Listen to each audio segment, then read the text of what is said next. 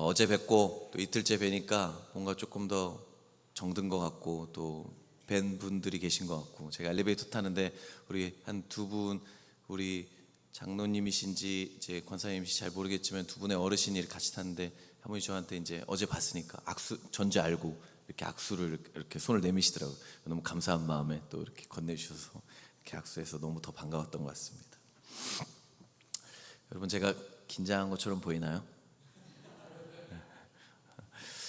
제가 이렇게 나와서 이렇게 앞에서 이렇게 설교하게 되면 잘 이렇게 긴장해 보이는지 모르시는 분들이 많더라고요. 근데 저도 나름의 겉으로는 잘 티 안 나는데 제가 긴장했는지 안 했는지 저만 아는 모습이 있는데, 그게 뭐냐면 제가 이제 긴장하면 입안이 바짝바짝 이렇게 마릅니다. 겉으로는 잘 티가 안 나는데 그래서 물을 자주 마시게 돼요. 그래서 오늘도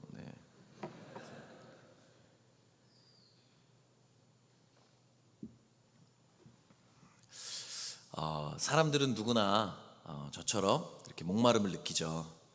어느 누구도 예외일 수는 없는 것 같습니다. 그래서 우리는 매일 물을 마셔야 됩니다. 물에는 두 가지 아주 큰 특징이 있습니다. 하나는 보편성인데요. 물은 어디에나 있죠. 그래서 우리가 길을 가다가 식당에 가서 저 물 한 잔만 주세요, 물 한 잔만 마실게요 하더라도 누구도 뭐라 하지 않고 그냥 잘 줍니다. 그리고 뭐 길에 가는 사무실에 심지어 들어간다 할지라도 저 물 한 잔만 얻어 마실 수 있을까요? 라고 해도 한국에서 물을 이렇게 얻어 마시는 거 그렇게 어렵지 않은 것 같습니다. 보편적이죠. 어디에나 있습니다. 근데 또 하나의 특징이 있다면 그것은 절대성입니다. 여러분, 물이 넘치죠. 어디서든 쉽게 마실 수 있고 어디에서도 볼 수 있다고 해서 물을 쉽게 생각해서 마시지 않는다면 사람은 모두 다 죽습니다. 물은 생명을 유지하기 위해서 절대적으로 꼭 필요하기 때문에 얼마나 보편적이냐에 상관없이 물은 꼭 우리의 생명을 위해서 마셔줘야 하는 절대적인 역할을 하는 것이죠. 그래서 이 보편성과 절대성은 인간에게 이 물의 아주 중요한 특성 두 가지입니다. 그래서 그런지 이 TV와 뭐 인터넷 광고 같은 것들을 이렇게 보시면 우리의 목마름을 빠르게 해결해 줄 수 있다고 광고하는 많은 음료들이 있습니다. 뭐 다양하죠. 뭐 비타민이 포함된 음료도 있다고 하고, 뭐 네가 2% 부족해서 2%를 채워주겠다고 하는 음료도 있고, 뭐 다양한 음료들이 있습니다. 그런데 사실 우리의 육체만 그런 갈증을 느끼는 것은 아니죠. 사실 우리가 알고 있던 알지 못하고 있던 우리의 영혼도 목마름을 사실 느끼고 있습니다. 제가 예전에 어떤 목사님의 책을 봤는데, 이분이 미국에서 목회하셨던 분인데 그 책에 이런 내용이 나오더라고요. 이제 성도가 그때 얼마 없을 때인데 이삿짐을 이렇게 미국에서 이렇게 성도가 이사한다고 이삿짐을 이렇게 도와서 날라주게 되셨던 것 같아요. 집이 미국인 방이 여러 개잖아요. 이 방도 날라주고 이 방도 날라주다가 이제 다 끝났냐고, 이제 더 짐 나를 방 없냐고 했더니 한 방에 남았다고 해서 알려주셔가지고 이 방을 열었더니 그 방이 열어보니까 글쎄 거기에 옷이 가득 차 있는데, 그냥 옷이 아니라 모두 다 상표도 뜯지 않은 새 옷으로 가득 한 방이 차 있더라는 거예요. 근데 왜 옷이 그렇게 한 방을 새 옷, 상표도 뜯지 않은 새 옷이 가득 차 있었는가? 알고 보니까 그분이 사연이 좀 있는 분이었는데, 이분이 남편의 폭력 때문에 남편과 별거하며 살고 계셨고, 또 아들이 한 명 있었는데 아들이 경찰도 아닌데 경찰서를 자꾸 들락날락 이렇게 하면서 마음에 여러 가지 어려움들이 있었던 거죠. 이분이 그래서 그 마음에 느껴지는 이 목마름과 공허함을 채우고자 방 하나를 쇼핑으로, 옷으로 계속 채우고 있었던 거예요. 왜요? 목마르니까. 영혼의 목마름을 그 방으로 채우고 있었던 것이죠. 어떤 분은 도박으로, 어떤 분은 사업의 성취나 승진으로, 어떤 사람은 다른 이들의 인정으로 이런 목마름을 해결하고자 애를 쓰곤 합니다. 어찌 보면 세상은 이 목마름을 해결하기 위한, 이 해결하고자 하는 몸부림들로 가득 차 있는 것처럼 보입니다. 그래서 TV나 광고, 뭐 뉴스, 커뮤니티, 또 젊은 분들은 SNS 이런 거 많이 하시잖아요. 그런 것들을 이렇게 보면 자세히 한꺼풀만 벗겨서 보면 다 제가 볼 때는 그렇게 외치고 있는 것처럼 보일 때가 있어요. 나 목말라. 나 목말라. 그리고 이러한 모습은 시대를 막론하고 일어나는 일입니다. 이 현 시대에만 일어나는 것이 아니라 수백 년, 수천 년 동안 반복되어져 오는 일이죠. 왜냐하면 오늘 말씀에서도 그런 목마름을 가진 한 사람이 나오기 때문입니다. 요한복음 4장에 중요한 핵심을 다루고 있는 인물이 있다면 바로 예수님과 또 사마리아의 여인입니다. 이 여인은 우물가에서 예수님을 만나게 됐죠. 여인은 육체의 목마름 때문에 우물가에 갔지만 그것뿐만 아니라 스스로 인식하지 못하고 있던 혹은 감추고 싶었던 본질적인 목마름을 따로 가지고 있었습니다. 그것이 무엇에 대한 목마름이었는지는 알 수 없습니다. 성경에 나오지 않아요. 그렇지만 그 목마름을 해결하기 위해서 이 여인이 찾았던 방법은 나옵니다. 그것은 뭐였냐면 남자였어요. 아마도 그냥 추측해 보건대 진정한 사랑을 향한 목마름 혹은 인정을 향한 목마름 그런 것이었는지 모르겠습니다. 4장 18절 말씀을 보시면 이 여인의 남편이었던 사람이 모두 몇 명인지 나옵니다. 모두 몇 명이라고 나오죠? 총 5명이 있고 또 현재 있는 남편, 그래서 5 플러스 1 몇 명이죠? 6명입니다. 남편이 6명이었던 여자예요. 이런 사람을 뭐라고 합니까? 능력자 뭐 이렇게 얘기하나요? 아니죠. 우리 중에 누구도 결혼 6번 한 사람을 보시면서 능력자라고 말하지 않습니다. 우리가 다 알 수는 없지만 얼마나 다 말할 수 없는 기구한 사연이 있을까? 얼마나 굴곡 있는 인생을 살았을까라고 우리가 말하지. 너무 부럽다, 내 롤모델이야. 혹시 그런 분 계세요 여기? 그런 분은 아마 없을 겁니다. 그러나 이 여인이 6명의 남자와 결혼했다는 사실보다 더 안타까운 점은 뭐냐면 오늘 말씀을 보면 그 중에 그 6명의 남편 중에 그 어느 누구도 그 어떤 남자도 이 여인의 본질적인 갈증을 해결해 주지 못했다는 거예요. 그게 사실은 더 큰 비극인 것이죠. 어떻게 알 수 있냐면 예수님이 여인에게 네 남편을 데려와라 라고 했을 때 여인이 뭐라고 대답하죠? 예수님 1번이요 2번이요 3번이요 4번이요 5번이요 6번이요 이렇게 물은 것이 아니라 전 남편이 없는데요, 이렇게 대답했습니다. 그 말은 뭐죠? 이 여인이 남편을 드러내고 싶지 않다는 거예요. 자신의 과거의 이 모습을 드러내고 싶지 않다는 것을 뜻하죠. 근데 예수님이 이미 다 알고 계셨어요. 이 여인의 페이스북이랑 인스타 정보를 다 이미 보고 오셨던 것 같아요. 그래서 다 확인하고 네 남편 데려오라 이렇게 이야기하셨던 것이죠. 그래서 예수님은 이것을 여인에게 드러내시면서 우물의 물도 남자를 통해서 네가 마시려고 했던 그 네 영혼의 본질적인 그 네 영혼의 물도 본질적인 너의 영혼의 갈증을 해결해 주지 못한다고 말씀하고 계신 겁니다. 왜 그럴까요? 왜 이 남자들이 여인의 본질적인 갈증을 해결해 주지 못한 걸까요? 그것은 바로 우리가 곧 다시 목마르기 때문에 그렇습니다. 그래서 예수님은 13절의 우물을 가리키면서 이렇게 말씀하십니다. 이 우물을 마시는 자마다 다시 목마르려니와. 그게 예수님이 인간의 영혼에 있는 목마름을 향해 꿰뚫고 있는 말씀이시죠. 여러분, 우리가 어제 물 마셔도 오늘 다시 목마릅니다. 인간은 그런 존재죠. 우리가 찾고 있는 것들, 내 갈증을 해결해 줄 것이라고 믿고 있는 것들이 여러분 실제로 우리의 갈증을 해결해 주는데 도움이 될까요? 제가 경험학적으로 말씀드릴 수 있는데 도움이 되더라고요. 됩니다. 그것이 우리를 기쁘게 하고 즐겁게 하더라고요. 그런데 문제는 그것이 일시적이라는 데 있습니다. 잠깐 기쁨을 줍니다. 그것이 주는 기쁨이 있어요. 그런데 그것이 주는 기쁨의 유효기간이 짧다는 거예요. 여러분, 제가 제일 좋아하는 것이 있는데 캠핑입니다. 너무 좋아해요. 제 아내가 제일 싫어하는 게 있는데 캠핑입니다. 그래서 저희 집엔 늘 이 봄이 되면 긴장이 있습니다. 저희 집안에.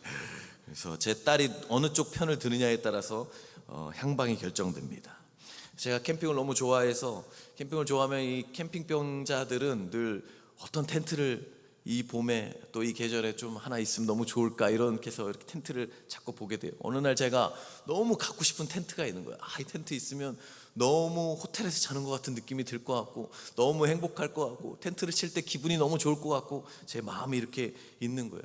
근데 제 와이프가 그런 거 제가 보고 있으면 그 텐트가 밥 먹여주냐, 그 돈 있으면 나 줘라, 뭐 네 그 텐트 갖고 뭘 하려고 그러냐, 텐트가 뭐 벽이 튼튼한 것도 아니고 지붕이 튼튼한 것도 아닌데 소리가 잘 방음이 되는 것도 아닌데 왜 굳이 거기서 자야 되냐, 뭐 이런 얘기하면서 저를 막 이렇게 핍박을 하더라고요. 네. 그래도 제가 열심히 용돈을 모아서 그 많은 핍박과 멸시와 고난을 이겨내서 어찌어찌해서 구입을 했습니다. 너무 행복했을까요? 너무 행복하더라고요. 빨리 언제 나가서 이 텐트를 치고 캠핑을 할 수 있을까? 너무 좋더라고요. 너무 행복했는데 얼마나 행복했을까요? 제가 그 텐트를 산지 지금은 한 1년 반 넘었는데 지금도 막 가슴이 콩닥콩닥 뛰고 막 그럴까요? 딱 일주일 가더라고요. 딱 일주일. 그리고 지금 그 텐트는 창고에 잘 처박혀 있습니다. 여러분 새차 다들 사시잖아요. 한 번씩 이렇게 기회가 오면, 새차 살 기회가 오면 특히 남자들은 너무 좋아가지고 몇 달씩 이렇게 막 보고 이거 살까 저거 살까 막 비교해갖고 사고 가슴에 콩닥콩닥 뛰고 차가 오는 때까지 기다려져갖고 언제 받을 수 있을까, 어떻게 하면 일주일이라도 더 빨리 받을 수 있을까 막 이러잖아요. 사면 얼마나 가십니까? 그 기분이 한 달 가십니까? 산지 10년 됐는데 난 여전히 창문을 열 때마다 가슴이 콩닥콩닥 뛰어요. 혹시 그런 분 계십니까? 그런 분 계시면 병원을 가셔야죠. 네. 그런 분은 없을 거예요. 결혼하기 전에는 뭐 결혼 생활도 마찬가지죠. 결혼하기 전에는 내 마음을 그렇게 잘 헤아려 주셨어요. 여러분 왜 옆에 분과 그렇게 같이 사세요? 결혼 전에 이 남자라면, 이 여자라면 내 마음을 평생 잘 헤아려 줄 것 같아서, 가슴이 막 콩닥콩닥 뛰고 이 사람 없으면 내가 견딜 수 없을 것 같아서 프로포즈도 하고 결혼해서 같이 살고 되었는데, 살아가다 보면 이 남자가 내가 알던 그 남자가 맞나, 이 여자가 내가 그때 고백했던 그 여자가 맞나 생각될 때가 있죠. 사람도 마찬가지입니다. 저도 뭐 목회자지만 별로 다를 거 없는 것 같아요. 아내랑 얼마 전에 주일 사역을 마치고 차를 타고 집으로 이렇게 돌아가는데 갑자기 좀 여러 가지 최근에 이제 어려웠던 일들이 있었나 봐요. 그래서 여러 가지 이제 어려움들, 자신의 어려움들, 좀 마음이 힘든 것들을 이렇게 저한테 돌아가는 길에 이렇게 토로하더라고요. 그래서 제가 그 얘기를 막 듣다가 제 안에 주님이 주시는 어떤 성경적이고 이렇게 복음적인 지혜로운 대답이 잘 떠올랐어요. 그래서 아내에게 이제 신호에 걸려 있을 때 이렇게 잘 얘기했죠. 그거는 이제 성경적으로 보면 이런 것이고, 복음적으로 이렇게 봤을 때 그리스도의 마음을 이렇게 품어야 되고, 이런 것들을 이렇게 잘 대답을 해줬어요. 대답하고 나서 제가 너무 만족스럽더라고요. 잘 대답해줬다. 그렇게 하는데 아내가 제 얼굴을 딱 보면서, 그래서 제 안에 거룩한 확신에 찬 눈빛으로 저한테 이렇게 말하는 거예요. 야, 내가 공감 먼저 하랬지. 그러더라고요. 제 아내 저한테 열받음이 야라고 하거든요. 어제 제가 말씀드렸잖아요. 이렇게 몰라요. 이거 제가 한 달에 한 번씩 정기적으로 듣습니다. 저도 제 아내를 충분히 만족시켜주지 못합니다. 누구도, 사실 무엇도 마찬가지죠. 처음에는 해결해 주는 것처럼 느껴지지만 이내 곧 다시 목마르게 됩니다. 오히려 이전보다 더 깊은 갈증을 느끼게 됩니다. 그래서 점점 더 크고 더 강력한 것을 찾게 됩니다. 그것이 무엇이 되었든 마찬가지죠. 그리고 그것을 얻을 수만 있다면 무엇이든 할 수 있다고 생각하게 됩니다. 그러면 나중에 여러분 어떻게 되죠?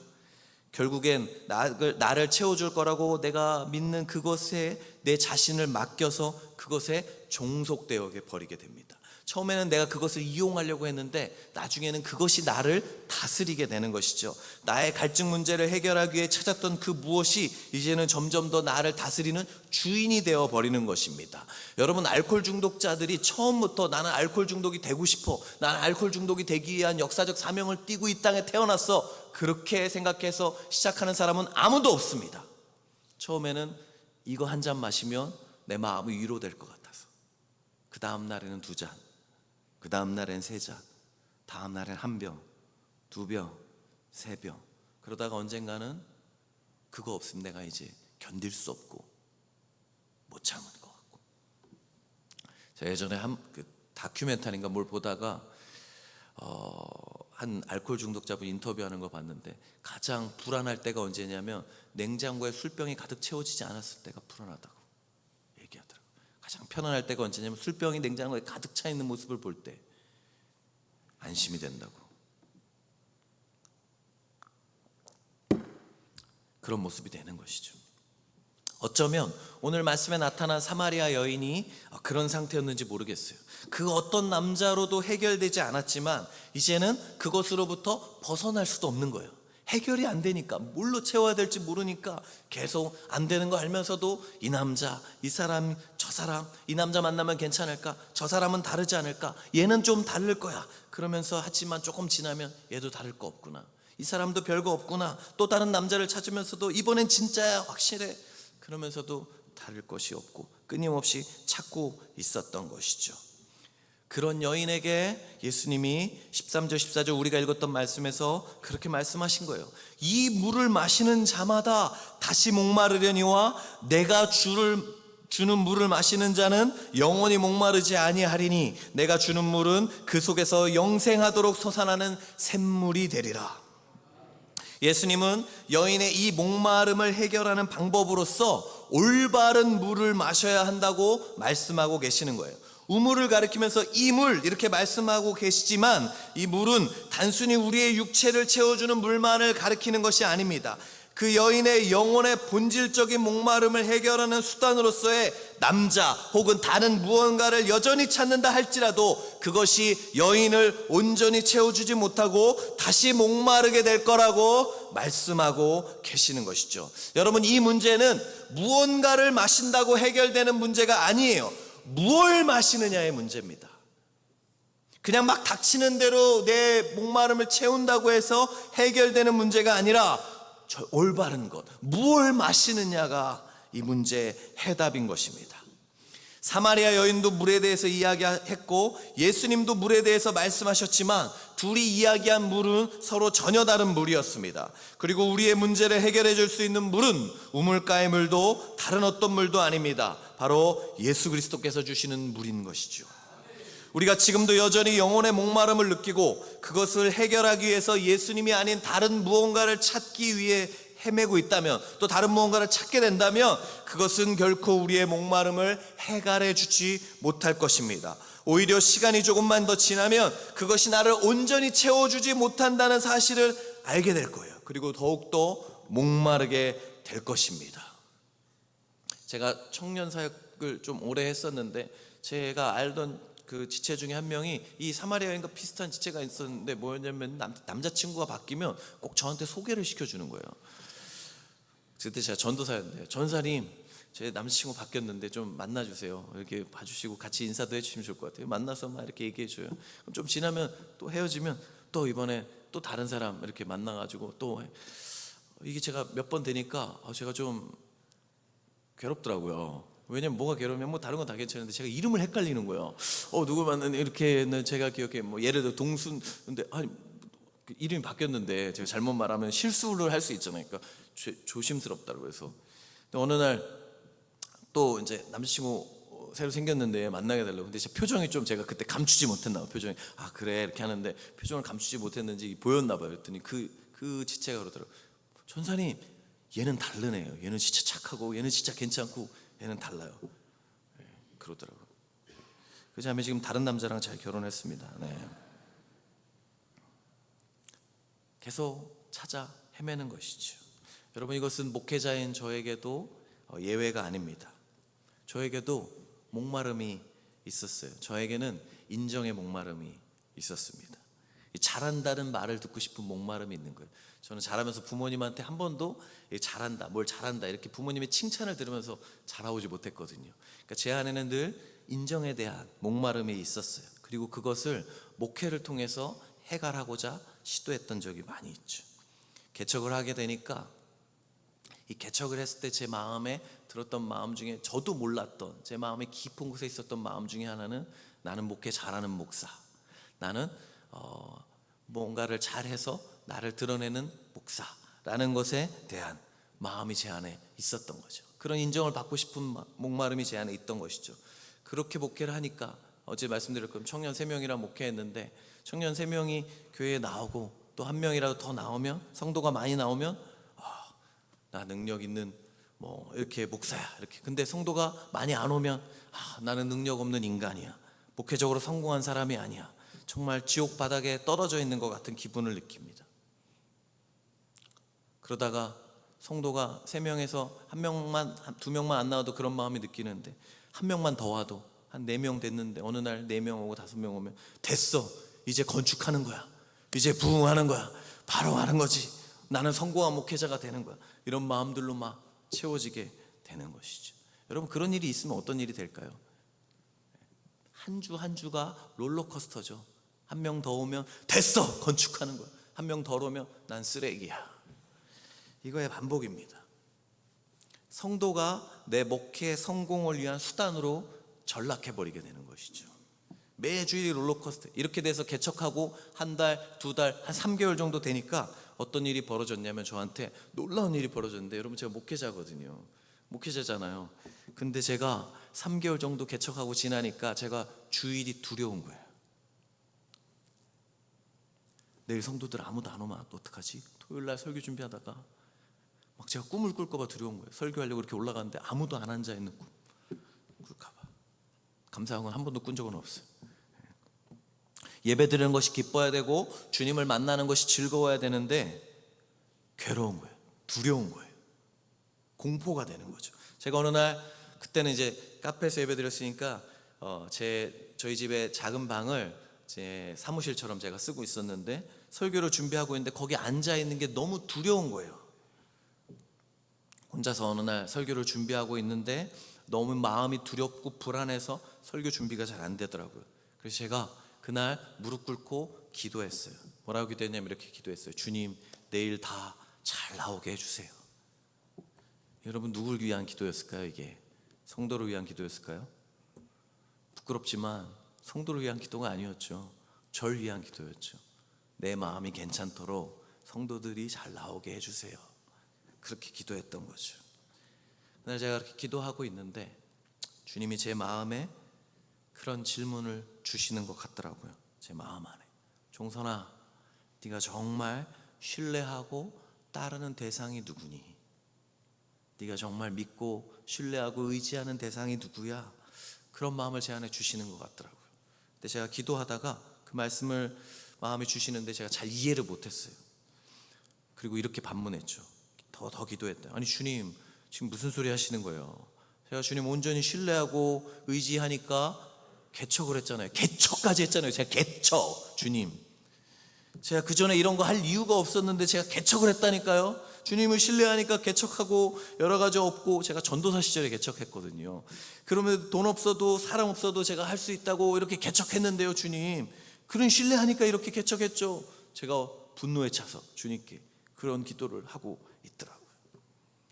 그런데 제가 주님의 그 음성을 제 마음 안에 듣고 정직하게 시간을 보내면서 제 마음 깊숙한 곳까지 들여다보니까 그 마음 한 구석에 제 안에 그렇지 않은 마음이 있다는 걸 발견하게 된 거예요.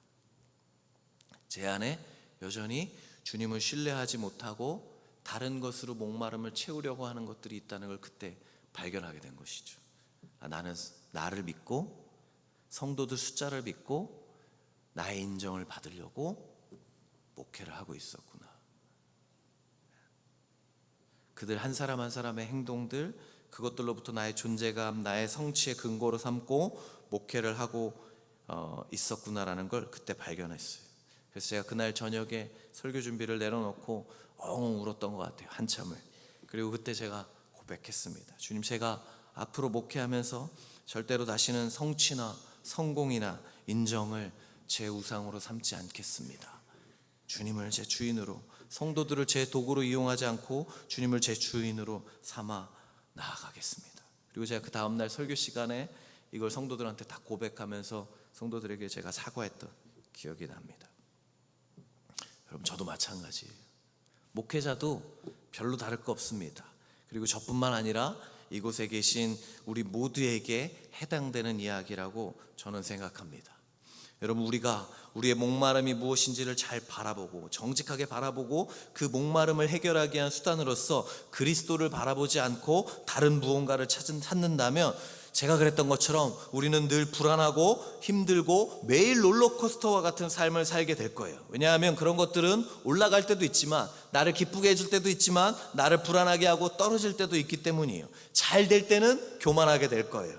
내가 잘해서 된 거라고 생각하니까. 그런데 또 일이 잘 풀리지 않을 때는 자존감이 바닥을 헤맬 것입니다. 그리고 내가 아무짝에도 쓸모없는 인간처럼 느껴질지도 모릅니다. 여러분, 이런 것들은 결코 우리를 해결해 주지 못합니다. 그리고 그렇게 계속 나간다면 설령 일이 잘 되고 내가 유명해지고 내가 원하는 대로 모든 일이 척척 이루어져 간다 해도 우리는 그 언젠가 다시 계속 목마르게 될 겁니다. 그런 저에게, 혹시 여기 있을지 모르는 누군가에게 예수님께서 14절에서 말씀하신 것입니다. 내가 주는 물을 마시는 자는 영원히 목마르지 아니하리니 내가 주는 물은 그 속에서 영생하도록 솟아나는 샘물이 되리라. 오직 주님이 주시는 물만이 유효기간이 없이 일시적인 것이 아니라 영원히 우리의 목마름을 채울 수 있다고 말씀하고 계신 것이죠. 여러분, 이 말씀 너무 좋지 않으십니까? 예수 그리스도로 주시는, 예수 그리스도로 말미암아 채워주는 이 목마름이 저는 너무너무 좋습니다.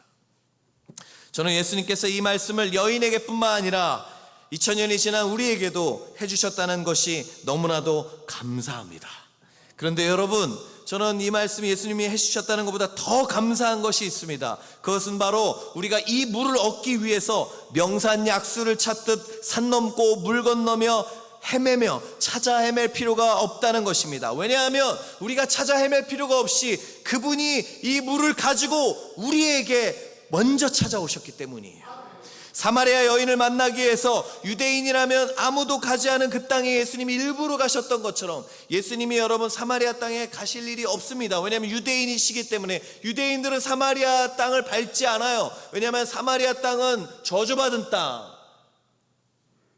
더러운 땅, 순수한 유대인이라면 밟고 싶지 않은 땅이기 때문에 일부러 사마리아, 예루살렘에서 나사렛을 가려면 일직선으로 가면 가장 가깝거든요. 그러면 그러려면 사마리아 땅을 통과해야 되기 때문에 유대인들은 일반적으로 이렇게 가거나 이렇게 갑니다. 가지 않아요. 그런데 예수님께서 요한복음 4장을 보시면 이 사마리아 땅에 일부러 그 땅으로 들어가십니다. 왜요?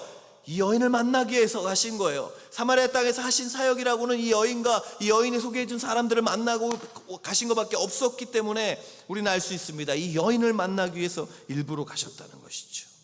그분은 우리 모두의 갈증을 해결해 주기에 예수님이 사마리아 땅에 가신 것처럼, 일부러 가신 것처럼 저 높고 높은 별을 넘어서 이 낮고 낮은 땅 위에 하나님이라면 결코 가지 않아도 될 이 세상에 인간의 몸으로 오신 것이에요. 내가 갈게. 내가 너 있는 곳으로 갈 거야. 너는 나에게 올 수 없기 때문에 내가 너 있는 곳으로 갈게. 그렇게 예수님이 이 땅에 오신 것이죠. 그리고 이 고난주간에 예수님께서 십자가에 달리시고 부활하심으로 그 문제를 해결하셨습니다. 요한복음 19장 28절을 보시면 예수님이 십자가에 달렸는데 어제 가상칠언의 한마디를 하셨는데 또 다른 가상칠언의 한마디를 19장 28절에서 하시는데 뭐라고 하셨습니까? 여기서 예수님께서 하신 말씀이 뭐죠? 내가 목마르다, 이렇게 말씀하십니다.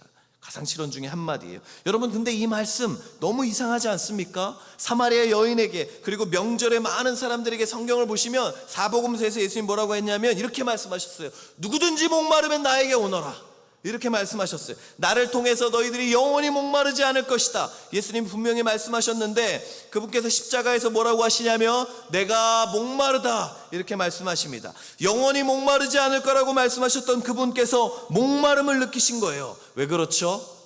예수님이 사역하시는 동안 뻥치신 겁니까? 아니죠. 우리 때문입니다.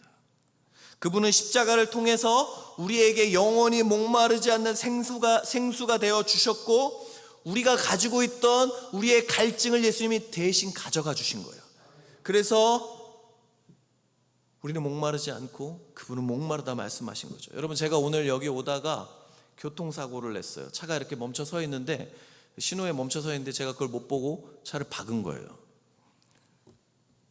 제가 잘못해서 상대방의 차가 찌그러져. 100% 다 제 잘못입니다. 멈춰 있었으니까. 내려서 차를 보니까 포르쉐더라고요. 수리비를 지불해야 된다는 거예요. 수리비가 1억이라고 그러더라고요. 100%다 제 잘못입니다. 네. 그런데 지어낸 이야기예요. 너무 이렇게 걱정스러운 눈빛으로 저를 쳐다보지 마시고, 지어낸 이야기입니다. 지어낸 이야기, 지금 만든 얘기예요. 저 잘 왔습니다. 네. 차 내려가면서 보세요. 멀쩡합니다. 네. 근데 그래도 얘기에는 몰입을 그대로 공감, 방금 그 표정으로 한번 보시면서, 안심한 표정으로 저를 보시면서, 이렇게 차가 수리비가 1억인 거야. 근데 차주가 기분 좋은 일이 있었나 봐요. 저를 보고 차를 한번 보더니 기분 좋은 일 있었는지 그냥 가세요 그러시는 거예요. 여러분, 지금 1억을 누가 배상을 해야 된다고요? 제가 너무 어려운 질문을 했나요? 차 1억을 누가 배상해야 된다고요? 제가 해야 돼요. 제가.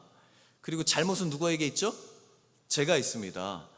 그리고 아무 잘못이 없는 건 그 차주죠. 근데 그 차주가 갑자기 그냥 가세요 라고 얘기했어요. 여러분, 그러면 어떤 일이 발생하는 겁니까? 제가 가지고 있던 그 1억에 배상해야 될 그 대가 지불의 값이 누구에게 간 거예요? 차주에게 간 거예요. 차주는 어딘가 가서 카센터 가서 1억 원을 내고 그 차를 고쳐야겠죠. 그래서 1억 원의 이 죄책이 차주에게 간 거고, 차주가 가지고 있던 아무런 잘못 없음이 누구에게 온 겁니까? 저에게 왔죠. 저는 그냥 룰루랄라 그래요, 땡큐, 감사합니다 하고 그냥 돌아오면 된 거예요. 저의 잘못이 차주에게 갔고, 차주의 잘못 없음이 저에게, 교환이 일어나게 된 것이죠. 상대방이 나의 수리비를 떠안고 상대방의 잘못 없음이 내 것이 된 것입니다. 여러분, 십자가에서 일어난 일이 바로 이 일인 거예요.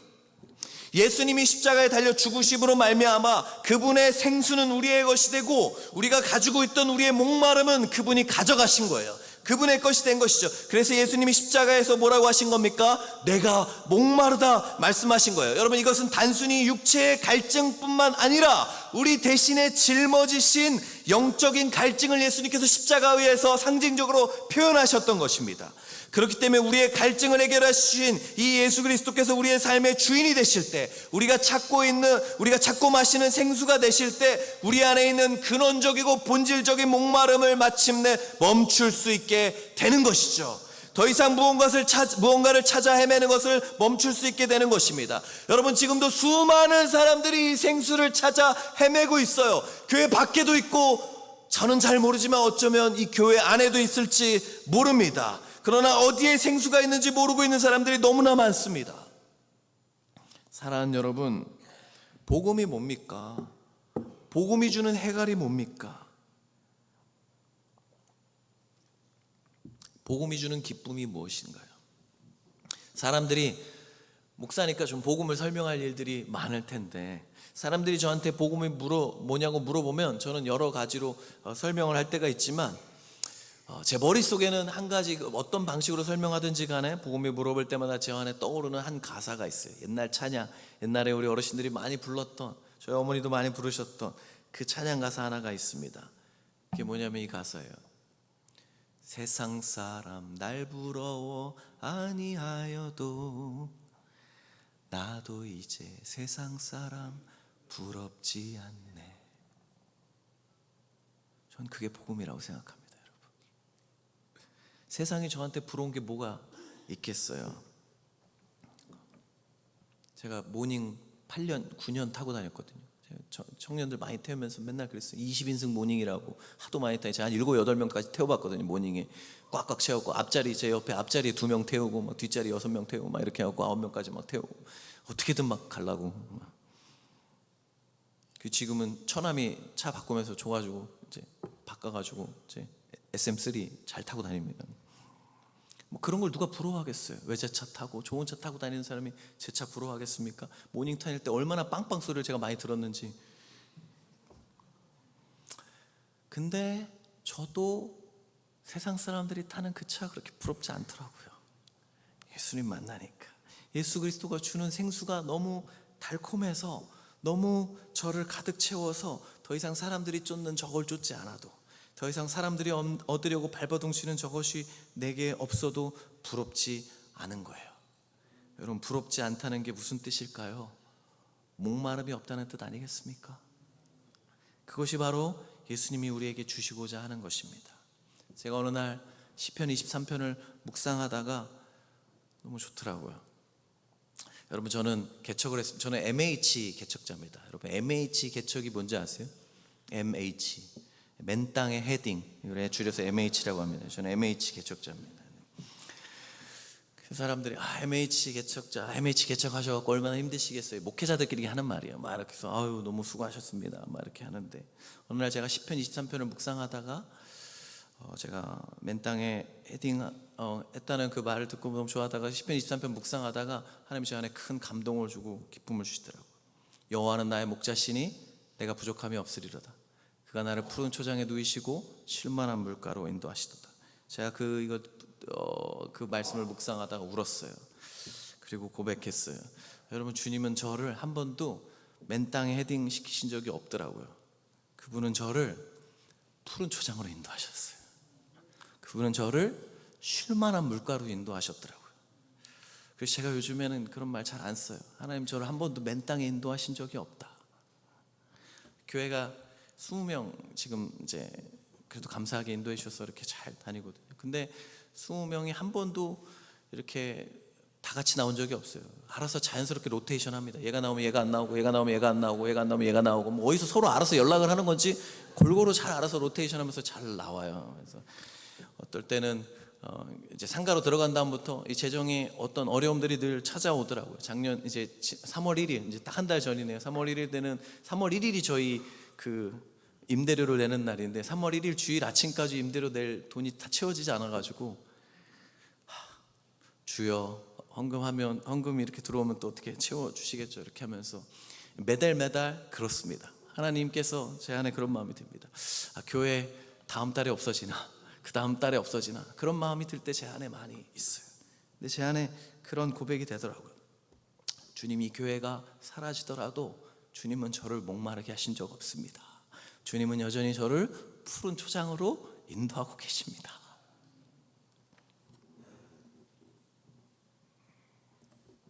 여러분, 이 시간에 여러분의 갈증을 예수님께 내어 맡기시길 소망합니다. 저는 이 자리를 통해서 더 많은 분들이 예수님이 주시는 이 생수를 받아 마셨으면 좋겠습니다. 예수님을 통해서 여러분 이 목마름들이 해갈되어지는 역사가 일어나길 소망합니다. 여기 많은 분들이 저보다 연세가 많으시고 많은 경험들, 저보다 많은 인생의 경험들이 있으신데 여러분 살아보셨잖아요. 다른 것들로 여러분의 인생을 채워보셨잖아요. 만족이 있으시던가요? 목마름이 해결되시던가요? 저는 예수님밖에 없더라고요. 저는 여러분들 안에도 이 고난주간을 통해서도 우리를 채워주시는 그 예수님으로 가득 채우고 예수님이 나의 목마름을 해결하시는 분이라고 고박되어져 살아가는 하루하루 되시길 예수님의 이름으로 축복합니다. 우리 함께 찬양하시겠습니다.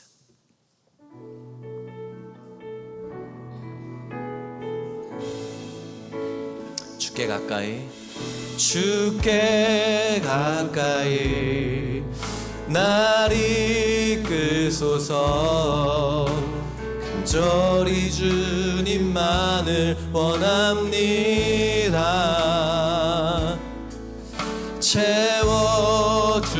채워주소서. 주의 사랑을 진정한 찬양 드릴 수 있도록 주께 가까이, 주께 가까이 날 이끄소서. 간절히 주님만을 원합니다. 채워주소서. 주의 사랑을 진정한 찬양 드릴 수 있도록. 목마른 나의 영혼, 목마른 나의 영혼 주를 부르니 나의 맘 만져 주소서. 주님만을 원합니다. 더 원합니다. 나의 맘 만져 주소. 한 번 더 고백하시겠습니다. 목마른 나의 영혼 주를 부르니 우리 가슴에 손을 얹고 나의 맘 만져줘서. 주소서. 주님만을 원합니다. 더 원합니다. 나의 맘 만져 주소서. 이 시간 우리 한번 같이 주여 한번 부르짖고 기도하기 원합니다. 주님, 제 안의 목마름은 온전히 주님만 채워줄 수 있습니다. 잠깐의 유효기간을 주는 일시적인 즐거움을 주는 것들로 우리를 채우는 것이 아니라 영원히 우리를 목마르지 않게 하는 예수 그리스도로 우리를 채우게 하여 주시옵소서. 주님, 목마릅니다. 이 목마름은 온전히 주님만으로 채워줄 수 있사오니 매일 매 순간 주님 나에게 오셔서 주님으로 채워 주시옵소서. 우리 이렇게 소망하는 사람들 모두 우리 가슴에 손을 얹고 주여 한번 부르짖고 같이 기도하며 나아가